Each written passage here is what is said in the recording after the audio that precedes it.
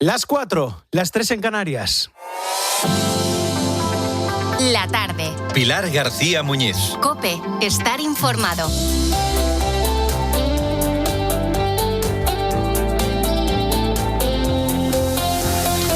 ¿Qué tal? ¿Cómo estás? Bienvenido a esta tarde de COPE, a la tarde de Pilar García Muñiz. Yo soy Israel Remuñán y voy a estar contigo hasta las 7 de la tarde.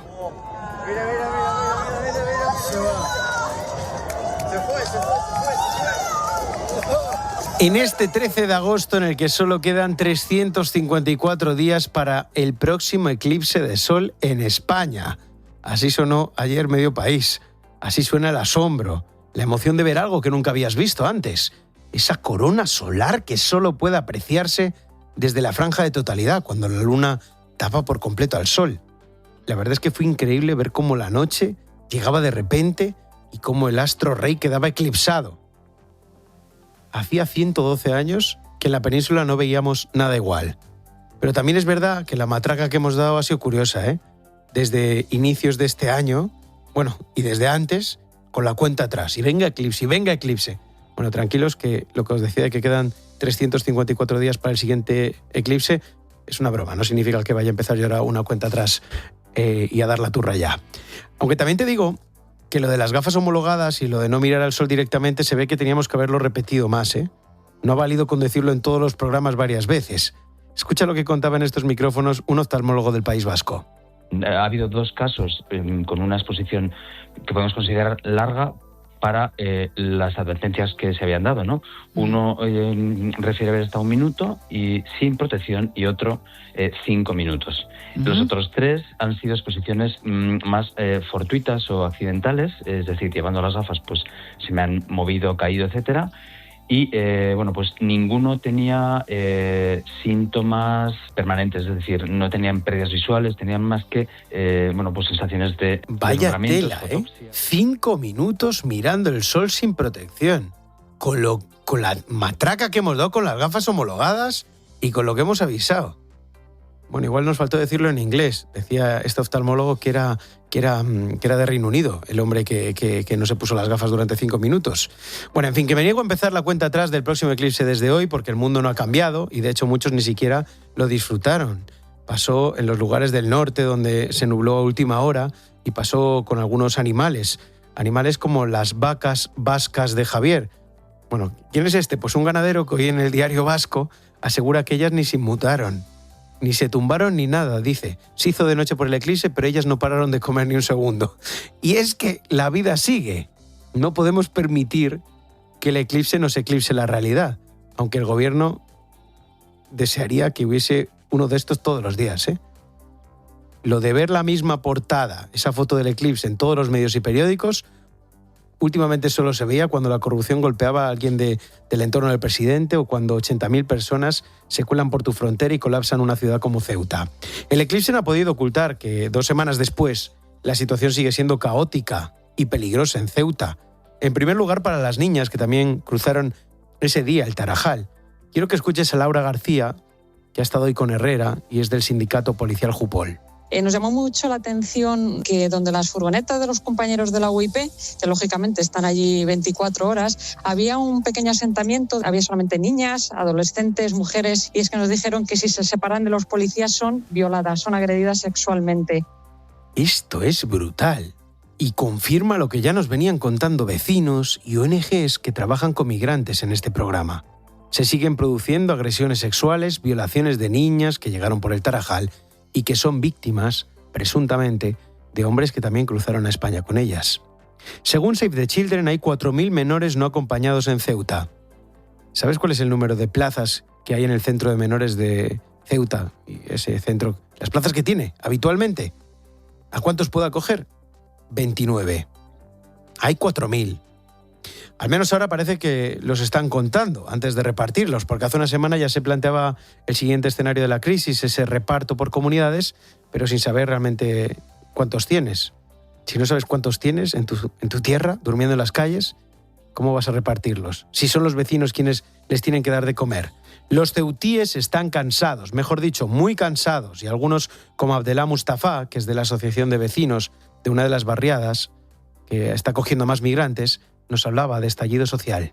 Y queremos que obligadamente reaccione el gobierno de la nación, que nos ha abandonado absolutamente, y el gobierno de la ciudad, y que den una solución a esto, porque va a haber un estallido social y eso sí que va a hacer daño a Ceuta. Esperemos que no se llegue hasta ese punto, porque el estallido social suena a violencia. Y lo que estamos viendo en Ceuta es cansancio e impotencia, como la de Pepi. Pepi es la vecina que ayer se echó a llorar delante de la ministra Robles. Esta noche apenas he descansado, he cogido un cuchillo y que tengo miedo. Y yo la tenía mucha, y yo la tenía usted. Es verdad que Margarita Robles ha sido la única persona del gobierno que se ha acercado a escuchar a los vecinos, la única que no se escondió tras los escoltas y dio la cara. Y hay quien se lo ha reconocido, pero también es verdad que es difícil descartar que no se tratase de un gran acting de humanización y cercanía, teniendo en cuenta que hoy ha rechazado comparecer en el Senado la próxima semana y ya dice que después del verano ya sí tal, con calma. Quien está ahora en Ceuta es Fernando Grande Marlaska, ministro del Interior, que no ha repetido la escena de cercanía de Robles, sino que hoy volvió a haber un dispositivo de seguridad inmenso entre el ministro y los vecinos, que no ha impedido, eso sí, que escuche cómo le increpaban.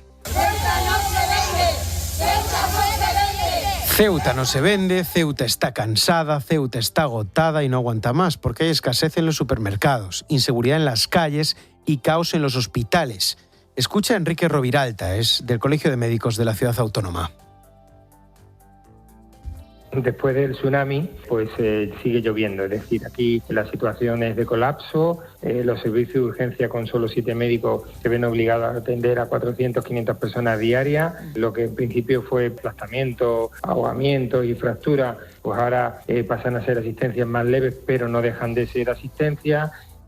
Y todo esto ocurre a pocos metros de una frontera que se blinda ante un nuevo intento que se estaría organizando para el 15 de agosto.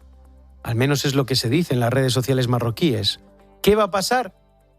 ¿Qué va a pasar el 15 de agosto? Pues esto nos contaba José Bautista, es periodista, experto en migraciones que lleva muchísimo tiempo investigando a Marruecos. Marruecos crea el problema y después se presenta como la solución. Creo que si la gente se acerca a Ceuta el día 15, Marruecos va a hacer una demostración de poder y de violencia sin parangón y creo que ahí va a sufrir mucha gente inocente que no merece eso. Marruecos, contaba Bautista, se mostraría como el Salvador, ese dique de contención mientras que sus ministros elevan el tono contra España. ¿Por qué esto está sucediendo? Escucha a Abdelatif Ouabi, es ministro de Justicia y hoy ha dicho en una entrevista para la agencia EFE esto. Si España va a regularizar a todos los migrantes que tiene, les decimos, si vais a recibirlos, ¿por qué debemos pararlos? Debatimos ahora si suspender el acuerdo de extradición de criminales con España. Eleva el tono, el ministro de Justicia marroquí. Ayer ya anunciaban esta medida, es posible que estaban estudiando la suspensión del acuerdo de extradición con España. Bueno, Marruecos eleva el tono mientras el gobierno español sigue sin hacer ni un reproche a nuestro vecino. Más bien todo lo contrario. Marlaska ha hablado hoy, y enseguida te lo voy a ampliar, de cooperación, de relación impecable y de lealtad. 4 veces lo ha dicho. ¿Por qué? ¿Por qué no hay ni un reproche? Porque lo lógico es que si has sufrido una violación de tu integridad territorial, como dijo Sánchez, pues se lo reproches a quien lo ha permitido, ¿no? Bueno, escucha de nuevo a José Bautista, porque poco antes de la llegada masiva sacó una nueva ampliación de una investigación que tiene sobre el sistema Pegasus. Explicaba cómo actúa esa red de espionaje y cómo la inteligencia marroquí accedió a los teléfonos de medio gobierno español, incluido el presidente Pedro Sánchez. Con Pegasus puedes acceder al contenido del teléfono, pero además puedes modificarlo y puedes utilizarlo. Puedes activar el micrófono, la cámara, etc. Los teléfonos que se supone que tienen que estar mejor protegidos en este país no lo estaban, y esto es responsabilidad de Moncloa directamente. Sabemos que hay ministros como el señor Marlaska que utilizan al mismo tiempo su teléfono laboral y su teléfono personal, algo que es un riesgo de seguridad enorme. Marruecos espió y sigue espiando, o no lo sabemos, pero espió y entró en los teléfonos de medio gobierno de España, incluido el presidente del gobierno, con ese sistema Pegasus. Es lo que cuenta en sus investigaciones José Bautista, que habló por primera vez en este programa sobre esa última parte de la investigación y lo hizo 3 semanas después de publicarla. Tuvo que estar apartado de forma prudencial durante este tiempo por motivos de seguridad. Y están pasando más cosas, empezando por las novedades que deja la crisis migratoria en la ciudad autónoma. El ministro del Interior, Fernando Grande Marlaska, cifra en 1.898 los menores que siguen solos en Ceuta y que ya han sido registrados. En total, 5.000 migrantes seguirían en la ciudad, cifra que no cuadra por ningún lado. Además, Grande Marlaska defiende que Ceuta vive en una situación de relativa normalidad e insiste en que Marruecos está colaborando. La cooperación y coordinación con el Reino de Marruecos es de una lealtad, de una importancia, de una cercanía, de una complicidad absolutamente fuera de toda duda. También ha prometido reforzar el despliegue policial en Ceuta, pero los agentes reciben con cautela estos anuncios. Laura García es portavoz de Jupol. 24 horas después de la invasión de hace 2 semanas, los primeros 18 compañeros que fueron desplazados de la UIP a Ceuta no vinieron aquí a apoyar a los que estaban ya trabajando por encima de sus capacidades, ni a la frontera, ni a dar seguridad a los ceutíes, no, vinieron a proteger la caravana de seguridad de Pedro Sánchez de Marlaska y los edificios que visitaron. Italia, por cierto, ha confirmado que mantendrá los controles en puertos y aeropuertos con conexión a España hasta que no exista ningún riesgo para la seguridad. Por lo demás, sigue la lucha contra los incendios, especialmente en Niebla, en Huelva, donde el viento puede complicar esta tarde las labores de extinción. Han ardido 31.000 hectáreas. La buena noticia es que unos 60 desalojados han podido volver a sus casas. Entre tanto, en otras zonas de España, lo que preocupa es la sequía. En Galicia, varios concellos estudian tomar medidas. Paula Pájaro. 8 de cada 10 municipios de Galicia están en alerta o prealerta por escasez de agua, aunque todavía hay muchos que no conocen estos problemas. Todavía que si seca el tambre aquí estamos, yo no creo, hombre. No, yo no estaba muy informada y no tengo piscina ni nada. Claro, ahorramos agua como se puede, pero no, tenemos una casa y ponemos un pozo. No hablamos solo de restricciones para llenar piscinas o regar jardines, la cosa se está poniendo seria en varios puntos. En Ames, al lado de Santiago, la tubería que capta agua del río Tambre está ya 12 centímetros al descubierto. Es un dato crítico y obliga a este municipio de 30.000 vecinos a echar mano de bombas de captación más profundas.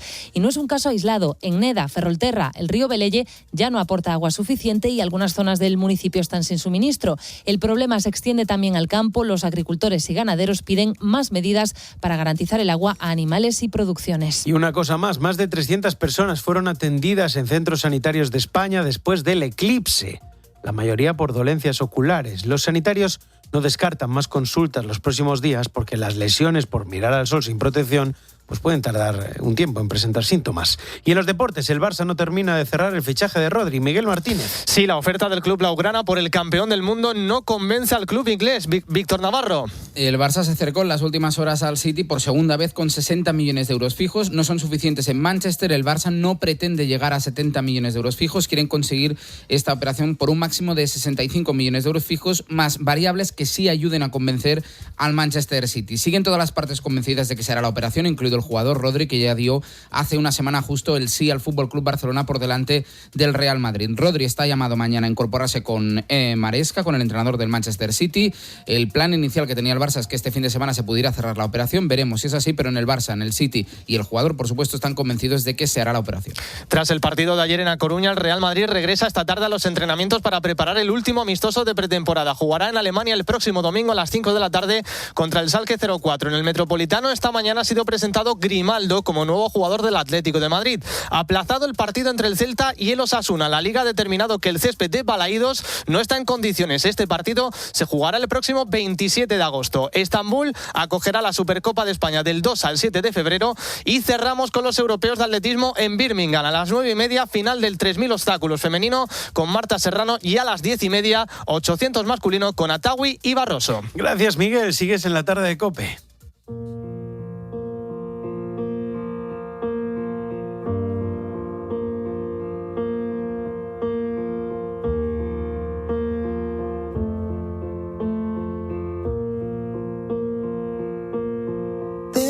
My heart beating, 'cause you are the reason I'm losing my sleep.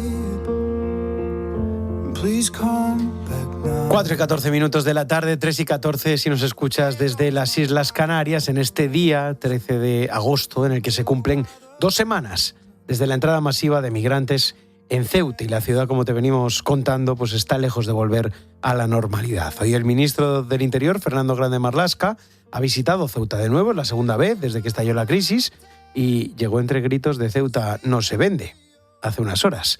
Luego ha ofrecido una rueda de prensa en la que Antonio Arraiz, buenas tardes. ¿Qué tal? ¿Cómo estás, Israel? Buenas tardes. Ha habido de todo menos alusiones o reproches que pudieran enfadar a Marruecos, ¿no? Sí, bueno, ha vuelto a ser una comparecencia delirante del ministro del Interior, Fernando Grande Marlaska, imprecisa en los datos y con una realidad paralela que no tiene nada que ver con la situación que 14 días después siguen sufriendo los ceutíes. Tú lo viviste sobre el terreno y la situación, lejos de mejorar, va empeorando por momentos. Va degradando, ¿no? Degradándose un poco todo a medida que pasan los días, a medida que no hay esa presencia del Estado, porque es verdad que lo que te dicen los ceutíes es ausencia de Estado, ausencia de nuestro gobierno, y es lo que nos contaban y cada día que pasa, pues siga así la situación. ¿Será que agosto es inoperativo? ¿O es un mes que no hay mucha acción, ¿no? en el resto del país? Bueno, también decías que no se ha acercado a la gente, ¿no? Nos ha acercado a la gente como sí que hizo Robles. Ha comparecido en la delegación del gobierno y ha evitado pisar la calle para no mezclarse con ceutíes indignados que con total seguridad le iban a recordar su indefensión, las 2 semanas de una inseguridad permanente y, como decías antes tú, la soledad institucional que sufrieron el 30 y el 31 de julio y que siguen sufriendo. Bueno, hemos visto las imágenes, llevaba un cordón policial de unos 20 agentes. Y de lejos, cuando entraba y cuando salía de esa delegación del gobierno en Ceuta, muy de lejos, pues ha escuchado insultos y abucheos, pero no se ha mezclado con los ceutíes, no se ha bajado al barro, como sí hizo ayer la ministra de Defensa, Margarita Robles. Hablabas de la imprecisión de los datos. ¿Por qué? Porque el Ministerio del Interior no daba cifras desde el 1 de agosto. Es decir, han pasado 12, 13 días sin esos datos. Entonces Marlaska contó que habían entrado 72.000 y que solo quedaban 2.000 en la ciudad. Bueno, eso los propios ceutíes te venían diciendo que para nada, que con solo echar un vistazo al horizonte o permanecer en una calle del centro, pues podías contar muchos más de esos, ¿no? Hoy ha evitado cuantificar los que entraron. Y se ha limitado a decir que quedan unos 5.000 inmigrantes deambulando por Ceuta, de los que, y este es un dato ya sí muy concreto, 1.898 serían menores. Estos son los que tienen localizados, Israel. 1.898. ¿Cuántos hay escondidos por las montañas? Pues un montón. ¿Cuántos hay escondidos en los barrios? ¿Cuántos no han acudido a que les tomen la filiación? Pues esa es la incógnita. Desde el 1 de agosto hay que decir que no han entrado inmigrantes en masa. El ministro ha reconocido al menos 3.000 más de lo que estimó hace 12 días, ¿vale? Por eso del baile de cifras que te decía.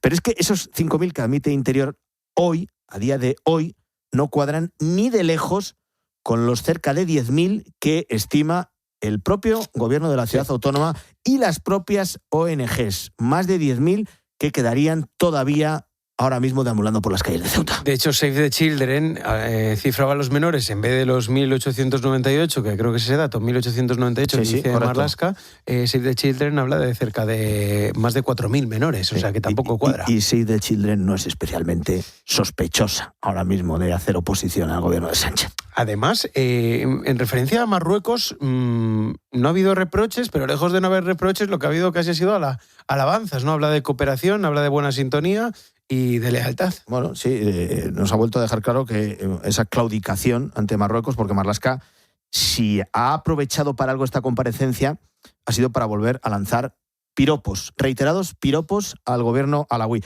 Ha hablado de lealtad, de cercanía, de complicidad, de confianza, de cooperación impecable. Cuando repetía todo esto parecía José Luis Moreno, ¿te acuerdas? En aquellas galas antes de sacar a los muñecos.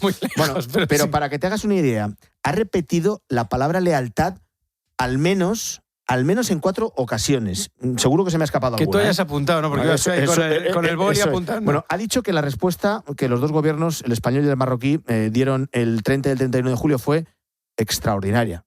Pues menos mal que fue extraordinaria. Y no lo llega a ser. Y se nos colaron más de 80.000. Al menos más de 80.000.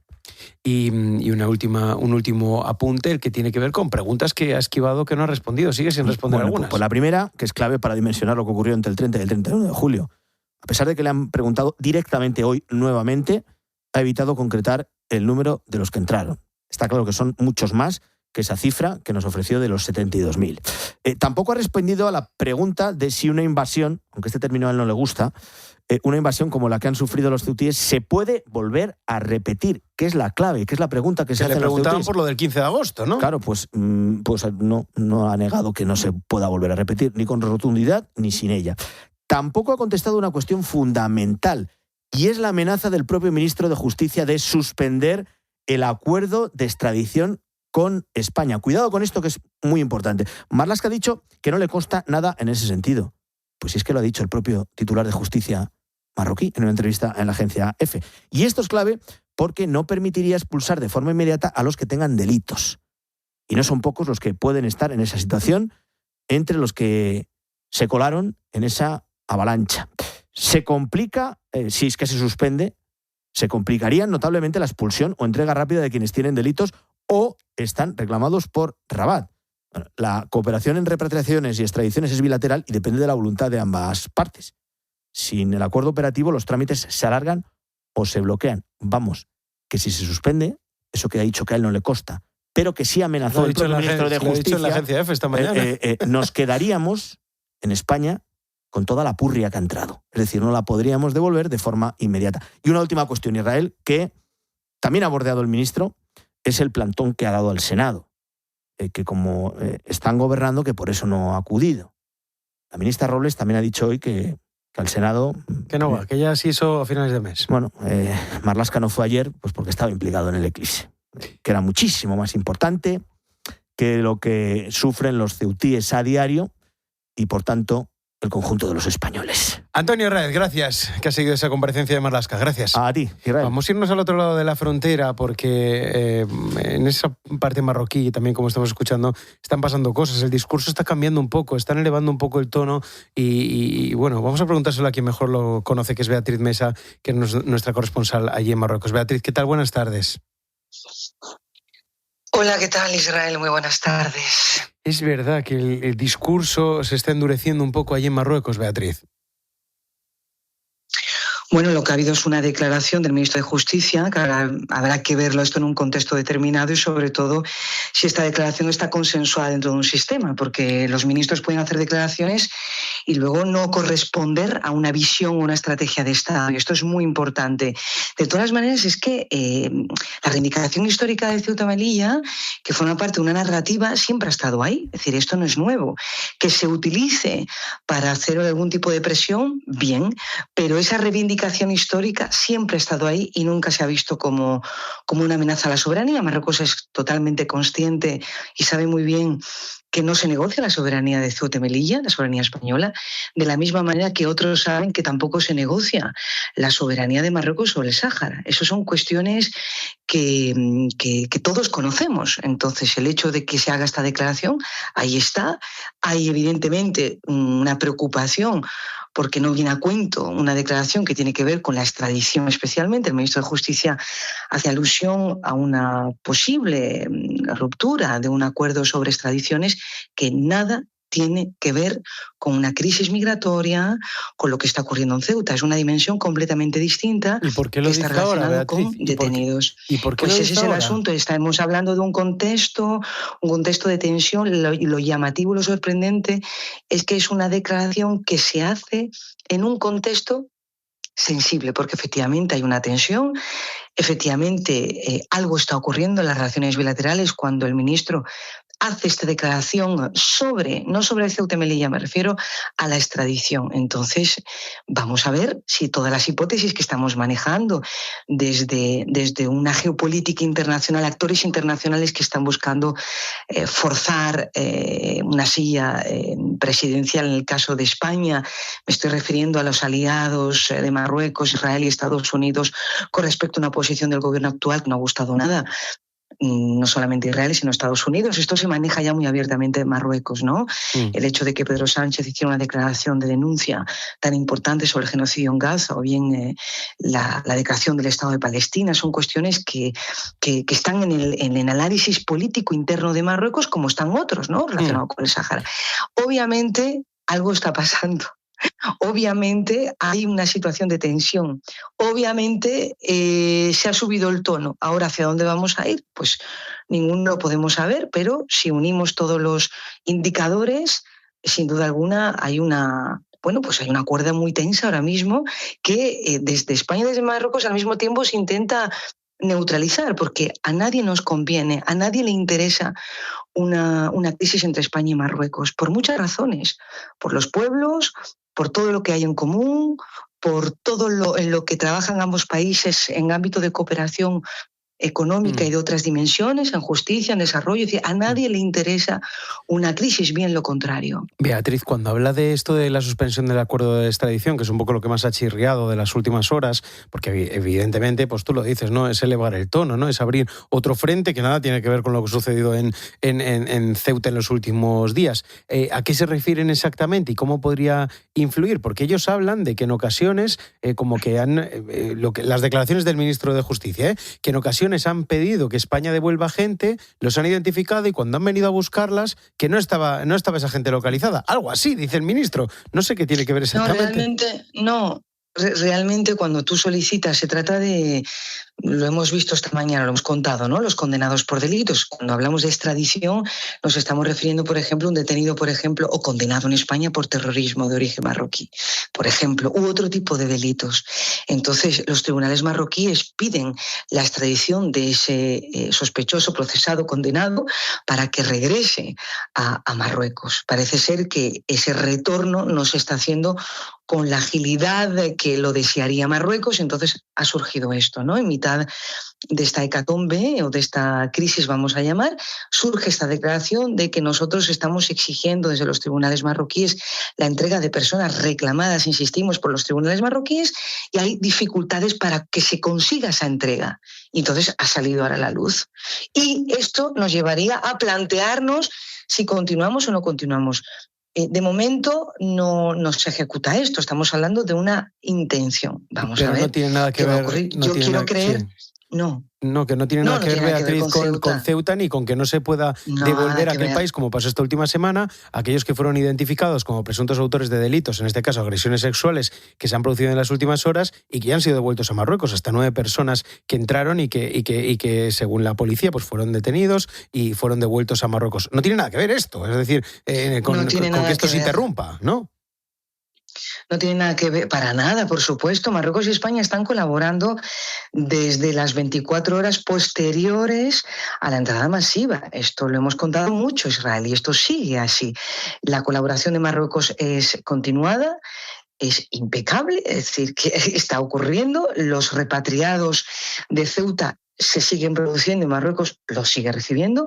Hemos contado toda la logística que hemos estado dando fe de ello en plena frontera, toda la logística que se ha desplegado por parte de Marruecos para recibir a esos menores también, porque yo he trabajado con muchísimos menores y con adultos, con jóvenes que están regresando desde Ceuta, y Marruecos sigue acogiendo, recogiendo, transportando a esos menores o no menores que Ceuta está enviando de retorno, con lo cual eso sigue ahí, de la misma manera que sigue también el refuerzo policial. Ya lo hemos contado también esta misma mañana, que policía, gendarmería real, fuerzas auxiliares, unidades antidisturbios siguen controlando las carreteras de acceso a Castillejos, el acceso de Castillejos hasta Ceuta, en fin. Hemos visto también, habréis visto las imágenes, ¿no? La del perímetro terrestre y todo ese enjambre de alambres. El despliegue. ¿Habéis visto esas el tema está, Beatriz, en que Marruecos es que no se puede volver a permitir que suceda lo que sucedió hace 2 semanas. Supuesto. Es que esa imagen no se puede volver a repetir. Lo que tenemos que entender es que no es una crisis migratoria. Es decir, cuando entendamos que lo que ocurrió a finales de julio responde a una cuestión de índole política, claro, y no solamente con España, sino que hay una dimensión... Claro, entonces que hay una dimensión internacional que le concierne a Europa. Por eso las declaraciones de Italia o de Francia no tienen ningún sentido, entre otras cosas, ya no solamente por lo que somos como Europa, sino también porque ni siquiera Ceuta es un corredor, no es una pasarela a Europa. Esto es una falacia. Entrar en Ceuta es entrar en una situación de bloqueo, y esto lo tiene que entender la opinión pública española. Cuando Italia maneja esto, es un manejo de instrumentalización política absoluto, como lo puede manejar Francia u otros países. Nadie va a llegar a un aeropuerto. Beatriz Mesa, corresponsal de COPE en Marruecos y en el norte de África. Gracias, compañera. Gracias, Israel. Muy buenas tardes. Bueno, Ceuta es una ciudad de 80.000 habitantes más o menos, que ahora acumula 11.000 personas vagando por sus calles. Para que te hagas una idea de la situación que se vive allí y de cómo se complica toda la vida de los ceutíes y por supuesto también de los migrantes que están allí vagando por las calles, quiero que escuches a Tomás Cobo, es presidente del Consejo General de Colegios Oficiales de Médicos. Han venido a Ceuta más de 15.000 seres humanos de los que desconocemos hasta su origen, ni su identidad, ni por supuesto nada de su historia clínica, con la consecuencia que eso puede tener en salud pública. Cobo pasó por Ceuta en las últimas horas, por uno de los campamentos improvisados donde están acogidas pues, decenas de menores, sobre todo niñas, muchas de ellas en situación de especial vulnerabilidad. Desde sus 23 años de experiencia trabajando en países en vías de desarrollo, Cobo advierte de una situación muy grave. Estos menores tienen 3 rumbos si caen en manos de bandas criminales. Y no dudéis ni por un segundo que las bandas criminales ya están actuando aquí. Los 3 destinos son después del secuestro. ¿Qué pasa inadvertido? Porque en este tumulto de gente que no se sabe ni quiénes son, como digo, ni dónde vienen. Estos destinos son la adopción ilegal, la explotación sexual y la tercera y muy importante, el tráfico de órganos. Niños que son secuestrados, niñas, para en un momento determinado extraerles el órgano en países mucho más desarrollados. Las declaraciones de Tomás Cobo, presidente del Consejo General de Colegios Oficiales de Médicos, son tremendas. Después de visitar Ceuta, las barriadas ayudan como pueden, pero mientras se decide a dónde van a parar todos estos migrantes, hablaba él de 15.000 que deambulan por las calles, también de los niños, pues hay que dar una solución. Cada médico de Ceuta atiende a una media de 500 pacientes al día en estos momentos. Es una burrada. Surgen brotes de enfermedades como tuberculosis o sarna, y esto en una ciudad desarrollada no es normal. Todo ello con problemas de seguridad y escasez en los supermercados. Hugo es propietario de un restaurante allí en Ceuta y le conocemos bien porque estuvimos allí con él cuando hicimos la tarde de COPE en la ciudad autónoma, ese restaurante El Pisco Labis. Hugo, ¿qué tal? Buenas tardes. Hola, buenas tardes, Israel. Gracias por atendernos, lo primero de todo, y lo segundo, ¿cuál es la foto ahora mismo? Nada, bueno, gracias a vosotros por darnos voz y bueno, pues escuchando el programa que estoy escuchando, pues coincido con todo lo que se está comentando, ¿no? Al final no entendemos desde la ciudad, el ciudadano no entiende para qué están viniendo nuestros ministros diariamente a la ciudad. O sea, la verdad no lo entendemos. Entendemos lo mismo que dice nuestro presidente Vivas constantemente, que es una situación que estáis contando vosotros a través de este médico, de lo que está ocurriendo en las playas, lo que está ocurriendo en cuanto a la inseguridad, en cuanto a todo lo que estamos viviendo, ¿no? Ayer lo vivimos también con la visita de la ministra Margarita Robles, cómo se le echaban a los brazos 2 o 3 mujeres en una situación de desesperación total, que es lo que tenemos, que es lo que yo os comentaba 2 o 3 días después de pasar lo que nos pasó, y que esa sensación sigue latente, se siguen creando más situaciones de inestabilidad, se sigue creando que en las playas han montado campamentos, se sigue creando esa inseguridad, se están produciendo violaciones a esas mismas niñas que están desamparadas completamente y que tanto el ciudadano de Ceuta como esos niños estamos desamparados. Entonces no entendemos el por qué no se toman ya cartas en el asunto de una vez en cuanto a medidas de que ya sea, bueno, pues igual que tenemos un centro del CETI, ¿no? El Centro de Estancia Temporal de Inmigrantes, ¿por qué?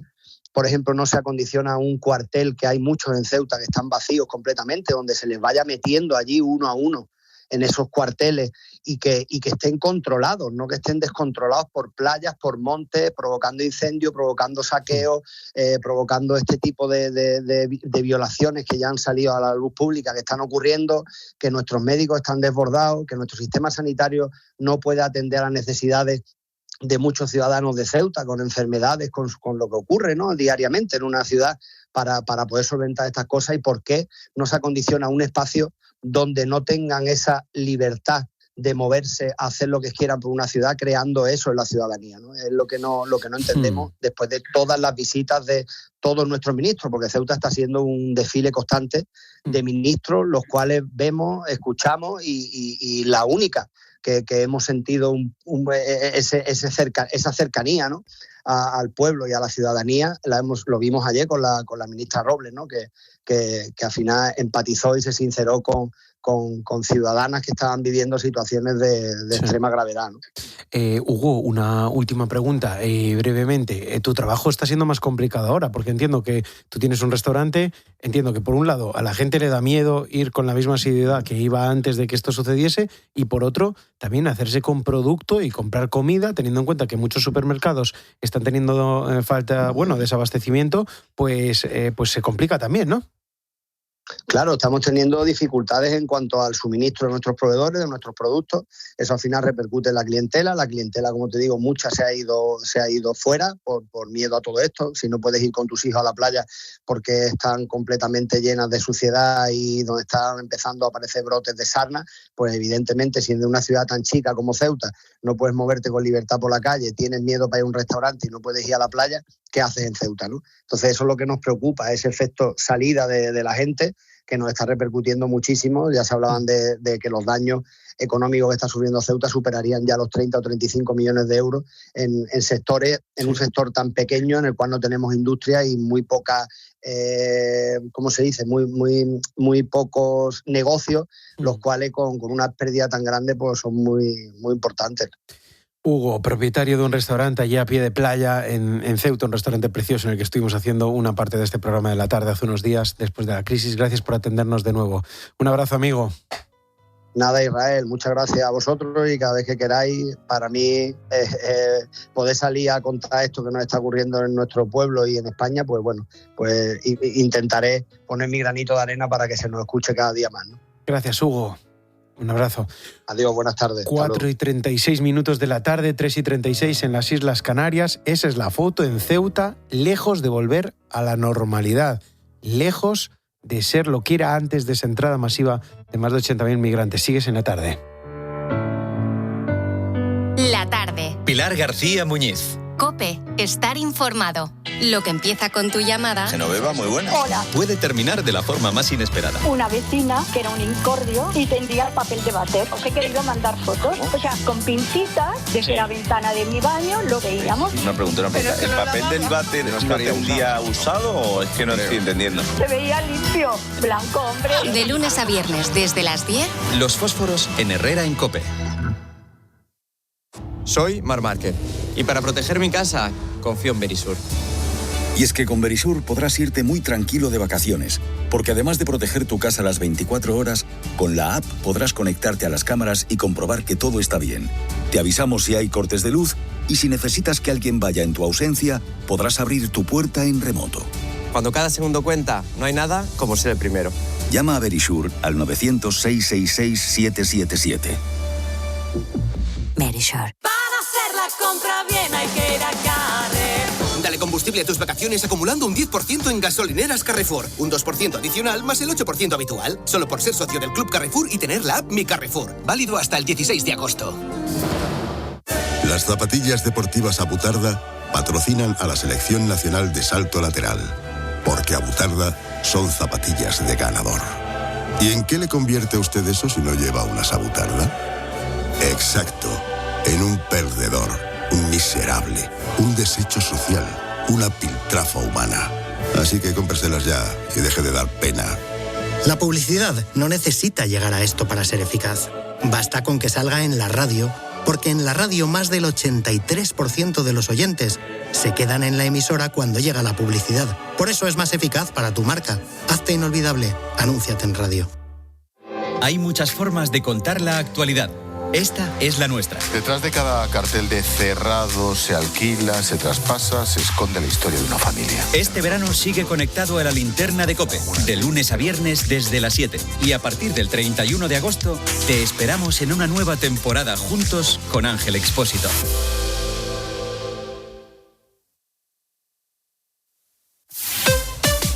Escuchas La Tarde. Y recuerda, la mejor experiencia y el mejor sonido solo los encuentras en cope.es y en la aplicación móvil. Descárgatela. España es campeona del mundo. Y en HR Motor lo celebramos contigo. Con hasta 10.000 euros de descuento en vehículos de ocasión y cientos de coches con entrega inmediata desde 150 euros al mes. SUV, híbridos, urbanos, elige el tuyo. Ven a uno de nuestros 35 centros o entra en hrmotor.com. Ceuta te necesita.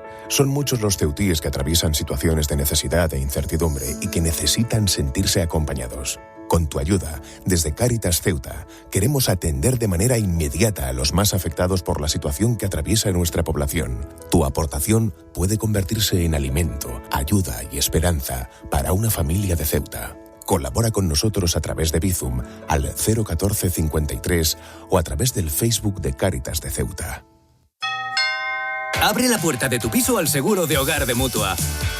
Vente a la Mutua y contrátalo a un precio exclusivo, por solo 150 euros. Y si la renovación de tu seguro no está próxima, no te preocupes. Contrátalo ahora y no pagues nada hasta que entre en vigor. Llama ya al 91 555 5555. Condiciones en Mutua.es.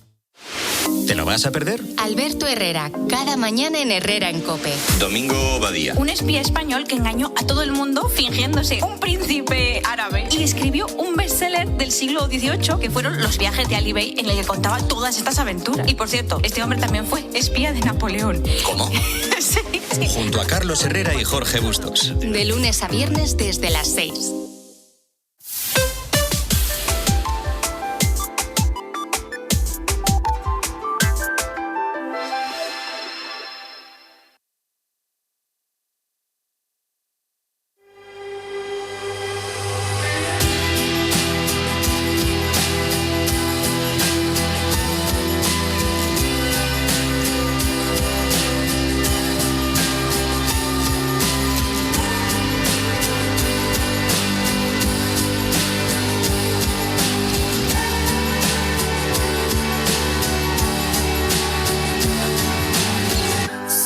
Colombia sigue volcada en las labores de búsqueda y rescate después del fuerte terremoto de magnitud 7.4 que se sacudió el país el lunes.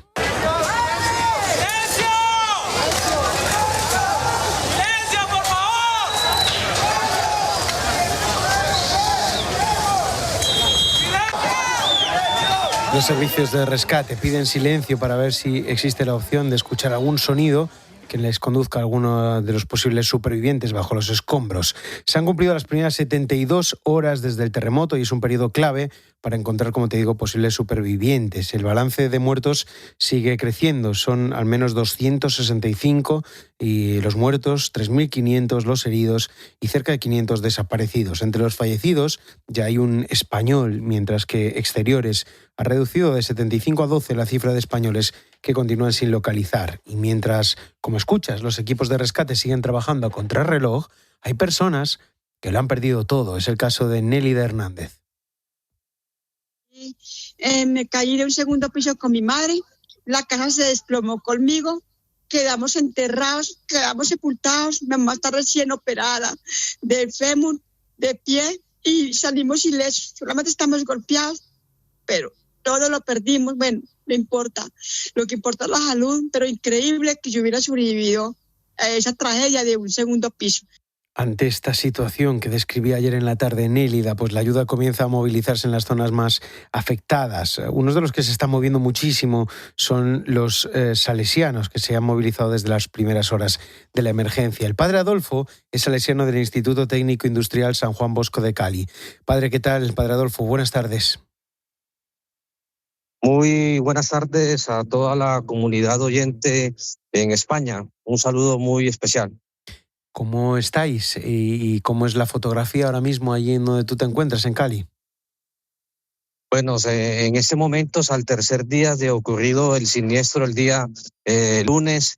El panorama es algo desconsolador porque debido a la magnitud del siniestro, como ya lo mencioné, de 7.4, la ciudad no contaba con un equipamiento de infraestructura, de equipos técnicos, para poder hacer las labores de rescate de manera pues oportuna, ya que la fuerza hizo que colapsaran muchas instituciones educativas y a la vez unidades residenciales, donde a esa hora muchas familias todavía se encontraban o en descanso o disponiéndose a iniciar sus actividades cotidianas del día. A la vez grandes plataformas, centros comerciales se han venido pues abajo y con ellos, lógico, pues muchas personas debajo de esos escombros. Vosotros estáis... Y a medida que pasan las horas, las esperanzas de vida van disminuyendo. Vosotros estáis atendiendo a muchas de las familias, también de los alumnos, de los trabajadores que están vinculados a la comunidad salesiana y se han visto afectados. ¿Qué situaciones os estáis encontrando, padre? Sí, en este momento la presencia salesiana de Cali tiene dos obras, dos institutos, uno de atención en programas de formación técnicas. Esta hora no sufrió grandes afectaciones, fueron pues mínimas. Nos encontrábamos con los chicos y pudimos hacer un plan de evacuación. Entonces aquí en la institución no sufrimos ninguna víctima de consideración, pero sí muchos de ellos y muchos colaboradores, sus familias y sus residencias tuvieron afectaciones, pérdidas humanas y otros colaboradores pérdidas también de sus sitios de residencia. Entonces por eso nuestra ayuda institucional es hasta nuestra población beneficiaria, que las estamos acompañando. Y el colegio, que tiene 500 jóvenes, 50 colaboradores, el colegio ha colapsado completamente en su estructura. ¿Se sigue buscando a gente ahora mismo debajo de los escombros ahí en Cali, padre? En la institución, en esa hora, el colegio no estaba todavía en horario escolar, ya que en 20 días iban a reiniciar el calendario académico. Dios gracias, los estudiantes no se encontraban en la institución. Ha sido un milagro, totalmente un milagro que los muchachos no se encontraban en las instalaciones a esa hora. Vuelvo y te digo, porque apenas en 15 días iban a retomar el calendario escolar, pero en este momento no tenemos edificación, no tenemos infraestructura para poder iniciar el calendario escolar. Me refería, padre, a si se seguía buscando gente debajo de los escombros en la ciudad de Cali en general, al margen del colegio, y le pregunto si mirando a los próximos días, ¿qué es lo que necesitáis ahí en esa zona? ¿Qué necesita ahora mismo Colombia? Bueno, en este momento la ayuda se está volcando principalmente a tener herramientas de rescate, porque como te digo, el rescate lo están haciendo personas pues voluntarias, jóvenes, principalmente familias, con experiencia, que se están uniendo a estas labores de rescate. Entre esos equipos de herramientas, picos, palas, guantes, tapabocas, que son los insumos que se están necesitando. Ya otros equipamientos tocan en la medida posible de disponibilidad, porque ya maquinaria amarilla, pesada, porque estos grandes edificios, sus grandes estructuras de cemento, las herramientas que tenemos son obsoletas, no da, y aquí lo que se trata es de tiempo. Entonces son 24 horas que se están trabajando por turnos a la vez con todos esos muchachos, y a la vez suministro de alimentación, porque ya la ciudad comienza a desabastecerse de insumos de primera necesidad. Pues padre Adolfo, salesiano del Instituto Técnico Industrial San Juan Bosco de Cali, gracias por estar en la tarde de COPE con esa última hora desde allí, desde Colombia. No, muchísimas gracias a todas las audiencias. Agradezco enormemente, aprovecho esta oportunidad para agradecer la solidaridad que desde el primer momento hemos sentido de la comunidad internacional, de la familia salesiana en el mundo también. A todos agradecidos, no dejen de tenernos en sus oraciones y orar por esta situación de mucha tristeza y dolor que bueno, Colombia está atravesando. Recordemos, y quiero hacer una anotación, no solamente ha sido la ciudad de Cali son 42 municipios, son alrededor de cruzando los 42, y Cali es la capital, con 6-7 millones de personas que quizás el impacto las ha impactado de alguna manera. Padre, gracias padre Adolfo, un abrazo. Es verdad que no es solo Cali, y es verdad que también es toda la zona del oeste, que hemos estado estos días conectando con ellos, la zona del eje cafetero, de Pereira, de Manizales, también incluso la zona de Chocó, que es donde estaba el epicentro, esa zona más rural. Bueno, agradecía al padre Adolfo la ayuda que llegaba y la solidaridad que llegaba desde otros puntos, pero es verdad que ahora lo que está teniendo polémica en Colombia es que el gobierno ha decidido restringir la entrada de equipos de rescate extranjeros y solo ha permitido que entrasen estadounidenses, israelíes, ecuatorianos y de El Salvador. Pues iremos contando la última hora de ese terremoto en Colombia, más de 260 fallecidos, se sigue buscando a más de 500 personas bajo los escombros.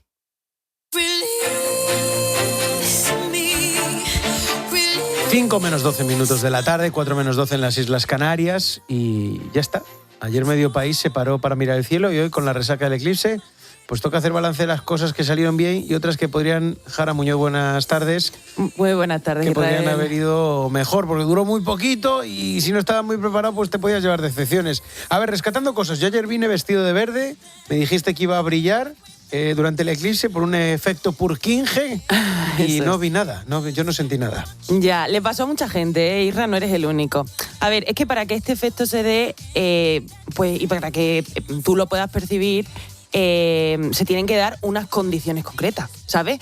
No lo vio todo el mundo precisamente por eso. Lo que decíamos ayer, por si no nos escuchaste, es que los verdes y los azules se iban a ver más luminosos y los rojos se iban a apagar un poquito. Pues entonces, para que tú pudieses notarlo, necesitabas, primero, que hubiese muy poca luz. O sea, si había algo de luz a tu alrededor, ya te fastidió ya la culpa el es mía experimento. ahora. La culpa es mía, no de quien se inventó el efecto Purkinje. Si no estabas mirando directamente a las prendas, porque a lo mejor estabas pendiente de No, mirar yo al miré eclipse. porque había una señora que iba de rojo y tampoco se cambió el color del rojo. Yo miré, no, que no es culpa mía, que no Y funciona. a lo mejor pues no había suficiente oscuridad. Es que pueden ser muchísimas cosas, Israel. O sea que no eres el único al que le pasó esto ayer, pero sí que se dio el efecto. A ver, también ayer, porque hubo gente que después de estar preparándose el viaje, el sitio, el plan, se encontraron una nube tapando el sol a las 8:30. ¿En qué lugares falló el cielo? Pues mira, aquí en España tuvimos bastante suerte, la verdad. O sea, en general la cosa fue bien, pero sobre todo pues por el este peninsular y por Baleares. Pero bueno, hubo puntos donde una nube mal colocada en el horizonte, pues justo en el momento clave, se llevó por delante meses y meses de planificación, pues que mucha gente había viajado expresamente para... Sí, cientos de kilómetros, ver este minuto. recorriendo cientos de kilómetros para ver eso y luego se le pone la nube. Es verdad que se oscureció igualmente, ¿eh?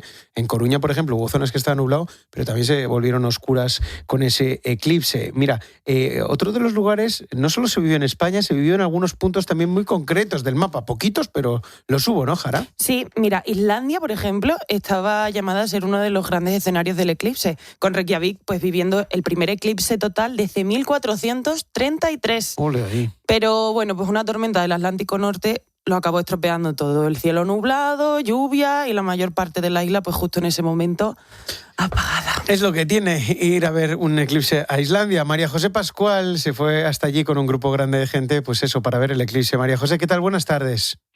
Hola, buenas tardes. ¿Vosotros pudisteis verlo? A ver, pues no, la verdad es que nos hacía muchísima ilusión que nos coincidiera justo el día del eclipse de Reykjavik y nada, el día anterior nos había hecho muy bueno, pero ese día salió lloviendo, estaba todo nublado y no pudimos ver nada, la verdad. Fue emocionante de todas formas. Sí, porque se oscureció también, ¿no? Sí, la verdad que estábamos en la Plaza de la Catedral, había muchísimos turistas, ahí tenían muchísimo despliegue porque habían hecho mucho merchandising, estaban como locos esperándolo. Entonces, nada, con una aplicación más o menos intuíamos dónde estaba el sol, entonces se quedó a oscuras, las luces de la catedral se iluminaron y cuando ya volvió la luz aplaudió todo el mundo y bueno, fue emocionante aunque no lo pudimos ver. María José, a ti te pilló ahí en Reykjavik, un poco chafados por ese nublado que pillasteis, pero bueno, tienes otra oportunidad el año que viene aquí en España, en el sur de España, en la zona de Cádiz, Almería, toda esa zona, pues ya no te vayas para allá, quédate aquí, hombre. Di que sí, que tenemos puntos en España para qué salir. Tomo nota y al año que viene para allá que nos vamos. María José Pascual, que se fue hasta Islandia con un grupo grande y les pilló ahí el eclipse también en Reykjavik. Gracias, un abrazo. Nada, a vosotros, un abrazo, adiós. También hubo Jara quien decidió perseguir la sombra del eclipse desde el aire, ¿no? Iberia sacó un vuelo especial con 95 pasajeros para poder ver la totalidad a 10.000 metros de altura. Pues sí, Israel, y este vuelo consiguió el tiempo más largo de eclipse total. Poder ver el sol un poquito más alto, con un poquito de más ángulo, con 8,5 grados, nos permitió tener un eclipse total de 2 minutos y 7 segundos. Y bueno, así lo explicaba el piloto Javier Lopera, quien estaba a cargo de este viaje. Desde la Tierra la oscuridad total llegó a durar como unos 66 segundos en el sitio en el que más, pero este avión consiguió que se viese más del doble de tiempo. Mira, vamos a superar incluso esto del avión porque hubo incluso quien decidió darse el sí quiero aprovechando el eclipse, ¿no, Jara? Sí, y no fue una pareja solo, fueron varias. Hubo bodas ayer pensadas expresamente para coincidir con el momento de la totalidad, tanto en León como en La Rioja. Tenemos con nosotros a Dani Sors y Laura González, que es una pareja de ingenieros aeroespaciales y apasionados de la astronomía que han decidido darse el sí quiero pues durante el eclipse. Dani, Laura, ¿qué tal? Buenas tardes. Hola, buenas tardes. Hola. ¿Cómo se vive esto de darse el sí quiero con esa corona solar que no se ve casi nunca? Pues muy especial, doblemente espacial y especial. Lo habéis decidido, lo habéis marcado en el calendario para que coincidiese. O sea, esto está hecho adrede. No es que estuvieseis ese día la finca más libre o la iglesia mejor, sino que lo elegisteis por el eclipse. Sí, de alguna manera ya lo habíamos pensado, yo al menos lo había pensado al proponerle matrimonio hace casi un año más o menos, pues encajaban bastante bien los tiempos y bueno, y Laura es de León, así que fue una decisión bastante directa. Fue en León donde lo visteis. Vosotros repartisteis gafas entre los invitados, entiendo, ¿no? Para ver esa totalidad. Sí, claro, por supuesto, a todo el mundo, los staffs, todo el mundo dijimos que todo el mundo parara todo lo que estuviera haciendo y se centrara sobre todo en la totalidad. Teníamos también un telescopio, teníamos horoscopios, teníamos un montón de herramientas para que todo el mundo pudiera disfrutarlo y aprovechar el momento. Entiendo que lo veríais en un momento que no fuese en plena barra libre, porque si no la gente se le puede ir la olla y se quita las gafas de repente o hace cualquier barbaridad, ¿no? Sí, fue una broma recurrente de no estar doblemente ciegos, no acabar doblemente ciegos, ¿no? Con uno era suficiente, sí. Pues Dani y Laura, una pareja de ingenieros aeroespaciales precisamente, que se casaron durante el eclipse. Gracias por estar en la tarde, amigos. Muchas gracias a vosotros. Gracias. Jara, vaya historias nos deja el eclipse. ¿Dónde lo ha visto la gente? ¿En el cielo? ¿En su boda? ¿En Islandia? Cada uno la ha pillado en un sitio. Gracias, Jara. Muchas gracias, Israel. Recuerda que esperamos mensajes. ¿Desde qué lugar viste el eclipse? Pues cuéntanoslo en el 607 15 0602.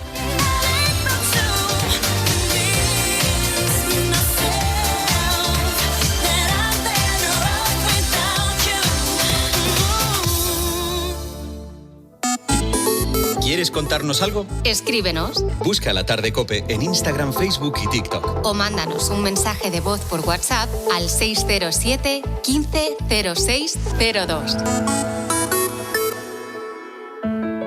Ceuta te necesita. Son muchos los ceutíes que atraviesan situaciones de necesidad e incertidumbre y que necesitan sentirse acompañados. Con tu ayuda, desde Cáritas Ceuta, queremos atender de manera inmediata a los más afectados por la situación que atraviesa nuestra población. Tu aportación puede convertirse en alimento, ayuda y esperanza para una familia de Ceuta. Colabora con nosotros a través de Bizum al 01453 o a través del Facebook de Cáritas de Ceuta. Perdona, ¿tendrías sitio para dos? Sí, pero es que solo me queda una mesita al sol en la terraza. Ah, no se preocupe. Podemos comer pensando en la friolera de los 15 millones del cupón extra de verano de la 11 y ya está. Que falta nada para el sorteo. Este verano refréscate con la friolera de los 15 millones del cupón extra de verano de la 11. El 15 de agosto un premio de 15 millones y 10 premios de 1 millón. Compra ya tu cupón. 11. Bien jugado. Juega responsablemente y solo si eres mayor de edad. ¿Qué? La batería de mi coche eléctrico falla y no lo cubres. Pues ¿sabes qué? Yo me voy a la Mutua. Vente a la Mutua y además de tener la batería de tu coche cubierta, te bajamos el precio de tus seguros, sea cual sea. Llama al 91 555 5555. ¿Qué? Vente a la Mutua. Condiciones en Mutua.es. España es campeona del mundo y en HR Motor lo celebramos contigo. Con hasta 10.000 euros de descuento en vehículos de ocasión y cientos de coches con entrega inmediata desde 150 euros al mes. SUV, híbridos, urbanos, elige el tuyo. Ven a uno de nuestros 35 centros o entra en hrmotor.com. Escuchas La Tarde. Y recuerda, la mejor experiencia y el mejor sonido solo los encuentras en cope.es y en la aplicación móvil. Descárgatela.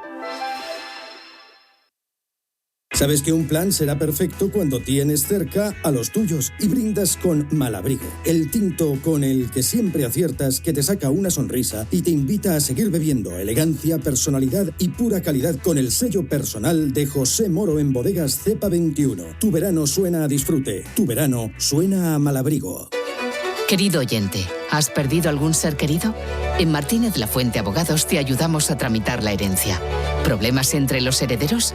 En Martínez La Fuente Abogados mediamos para resolverlos. Infórmate en el 646-690-032 o en martinezlafuenteabogados.com. Especialistas en herencias. ¿Has perdido pelo y pospones la decisión?